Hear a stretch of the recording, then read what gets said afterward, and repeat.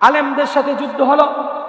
জাতির পিতা হিসাবে যখন নিয়ে আসলো, শত শত মূর্তি বানানো হলো সারা বাংলাদেশে। 400 কোটি টাকার উপরে মূর্তি বানানো হয়েছে। কয়শো কোটি? 400 কোটি টাকার উপরে বাংলাদেশে মূর্তি বানানো হয়েছে, যার দ্বারা কোনো চাইরানা পয়সা লাভ হবে? হবে কি? চাইরানা পয়সা লাভ আছে? কোন মানুষের কল্যাণ আছে? বরং আপনার আমার ট্যাক্সের টাকা দিয়ে লক্ষ লক্ষ শত শত কোটি টাকা যে ব্যয় করলো মূর্তির পিছনে, সুতরাং কিয়ামতের ময়দানে আপনার আমার এই ট্যাক্সের টাকার হিসাব ওই রাখালকে দিতে হবে কি হবে না?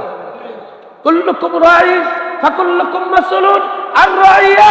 সুতরাং তোমাকে এই রাখাল হিসেবে কিয়ামতের ময়দানে জিজ্ঞাসিত করা হবে আল্লাহ পাকের সামনে। সেটাই আল্লাহ পাক স্পষ্ট করে দিলেন আমার রাসূল। ঠিক না বেঠিক?